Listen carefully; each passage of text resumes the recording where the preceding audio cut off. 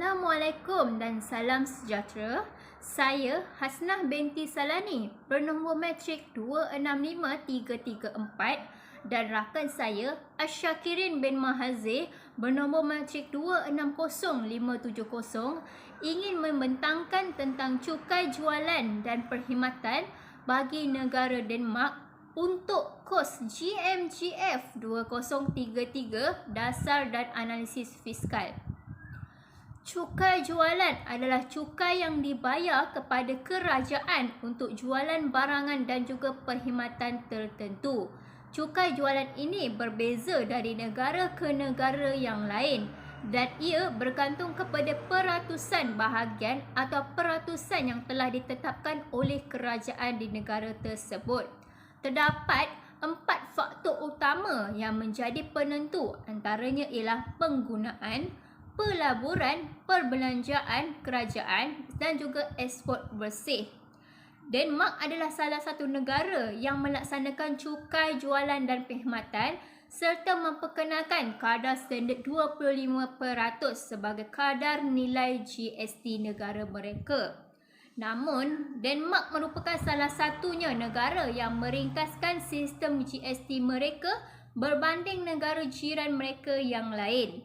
Antara yang dikecualikan atau dikenakan kadar sifar ialah produk dan servis yang melibatkan penerbitan surat khabar, pembekalan barangan untuk industri perkapalan dan juga penerbangan, serta beberapa perkhidmatan lain dikenakan kadar sifar. Sistem cukai yang dinamakan Volume Added Tax VAT, misalnya bagi negara-negara Kesatuan Eropah EU seperti United Kingdom, Germany, France, Denmark, Itali, Netherlands, Norway dan Sweden.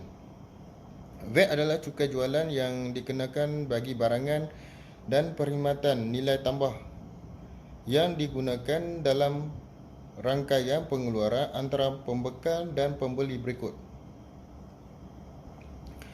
Okey, VAT dikenakan dan dikutip di setiap peringkat barangan yang dijual dan daripada pengedar kepada pemborong, daripada pemborong kepada peruncit dan daripada peruncit ke pengguna. Di peringkat akhir pengeluaran, hanya penggunaan ataupun pembelian yang membayar VAT kepada peniaga-peniaga yang terlibat dalam rangkaian pengeluaran boleh membuat tuntutan daripada VAT daripada kerajaan dalam proses penjalanan perniagaan. Okey, bagi penjelasan cukai, sistem cukai Denmark terdiri daripada cukai langsung dan cukai tidak langsung. Bahagian ini mengandungi jenis cukai yang biasa diguna, iaitu cukai langsung dan cukai tidak langsung. Okey, bagi cukai langsung, cukai yang ditolak daripada pendapatan pada sumber. Yang kedua, cukai yang tidak ditolak dari pendapatan pada sumber. Cukai negeri, cukai perbadanan, cukai gereja, sumbangan pasaran buruh, sumbangan ATP, cukai nilai harta tanah berdasarkan tafsiran harta awam dan cukai harta tanah, cukai tanah orang panggil. Okey, bagi cukai tidak langsung ada 4, iaitu VAT, cukai hijau, duty excess dan duty custom. Okey, kadar cukai jualan di negara Denmark.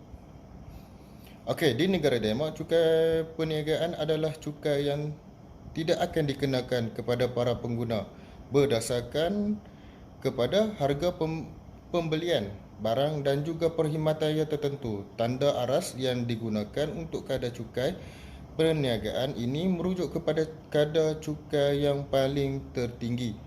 Pendapatan dari kadar cukai perniagaan tersebut adalah merupakan sumber pendapatan paling penting bagi negara di negara Denmark.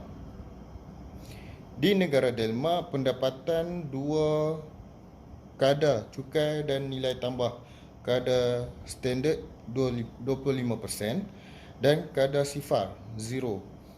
Okey, kadar standard 25%. Negara Denmark mengenakan kadar cukai nilai tambah yang standard sebanyak 25% dan tidak ada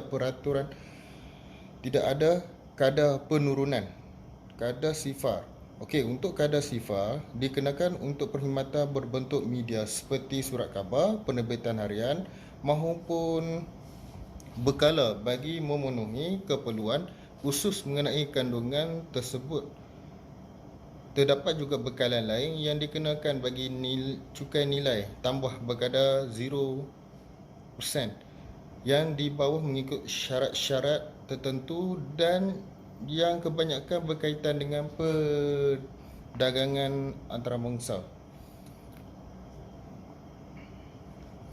Okey, yang terakhir sekali, contoh barang dan perkhidmatan dikenakan kadar cukai 0, iaitu yang pertama surat khabar, bekalan ke kapal, pembekal emas ke Bank Negara Denmark.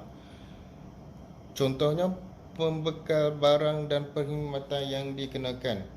Yang pertama, perkhidmatan perubatan, pendidikan, perkhidmatan kewangan, insurans semua, perkhidmatan budaya, pengangkutan penumpang, emas, pelaburan, pajak dan harta tanah. Okey. Prinsip-prinsip yang diamalkan oleh negara Denmark bagi sistem cukai jualan dan perkhidmatan negara mereka adalah cukai mereka jauh lebih tinggi berbanding negara Australia, dan cukai barangan serta perkhidmatan mereka juga jauh lebih tinggi dari berbanding daripada negara yang lain.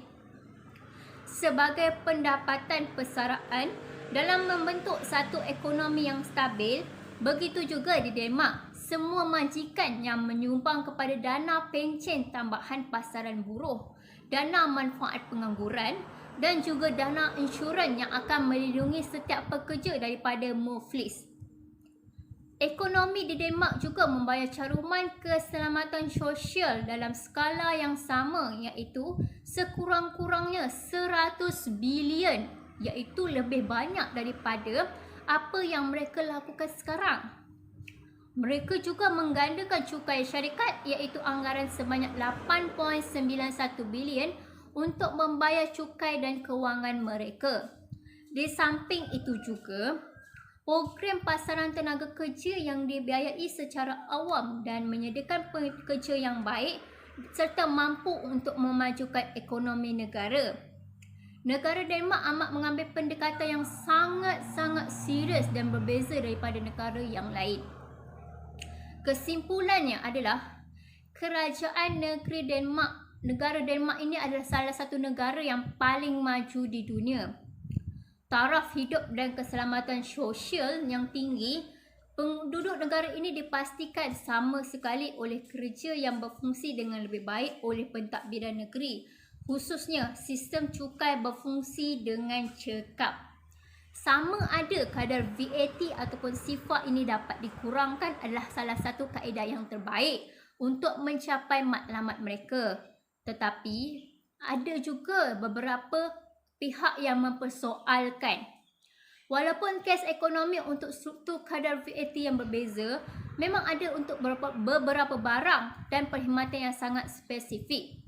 Sistem cukai Denmark adalah menyeluruh dengan kadar 25% sebagai tambahan kepada cukai ekses, cukai pendapatan serta yuran-yuran yang lain. Terdapat beberapa tahap di dalam keseluruhan cukai tersebut, antaranya jumlah semua sekali termasuk cukai sebagai peratusan daripada KDNK. Ia dianggarkan 46% pada tahun 2011. Sejak tahun 1945, Denmark telah banyak berkembang pada asas perindustrian dan menjelang tahun 2006, industri di Denmark menyumbang kira-kira 25% pada KDNK dan pertanian kurang daripada 2%. Denmark tidak melahirkan banyak syarikat-syarikat muda. Sehingga 2013, hanya 3 daripada 100 syarikat terbesar di Denmark telah ditubuhkan sejak tahun 1970. sebagai pembandingan antara negara-negara yang lain. Sebagai contoh, jumlah syarikat di California adalah 10 kali ganda lebih tinggi. Antara implikasi-implikasi cukai yang dapat saya simpulkan berbanding keseluruhan, di Denmark mempunyai sendiri Menteri Percukaian dan Kementerian Percukaian dan juga undang-undang percukaiannya sendiri. Dan dengan demikian, sumber cukai mempunyai satu pendapatan yang terbesar di negara Denmark. Hampir semua orang dewasa tinggal di Denmark dan membayar cukai kepada negara. Dan semua orang menerima wang ataupun perkhidmatan sebagai balasan dalam beberapa bentuk.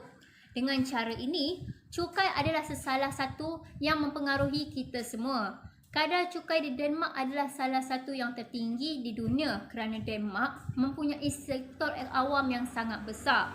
VAT dipuji banyak di seluruh dunia kerana Denmark adalah mempunyai banyak kelebihan praktikal dan betul dan membenarkan percukaian untuk semua jenis pendapatan tanpa mengira sumber ataupun kesahannya. Populariti sistem VAT nampaknya bermotivasi dengan baik. Walau bagaimanapun, terdapat banyak implikasi daripada kadar cukai negara Denmark ini, terutamanya dari segi kewangan dan juga ekonomi negara serta rakyat. Hal ini kerana dengan adanya cukai tersebut, ia dapat menjaga kebajikan rakyat.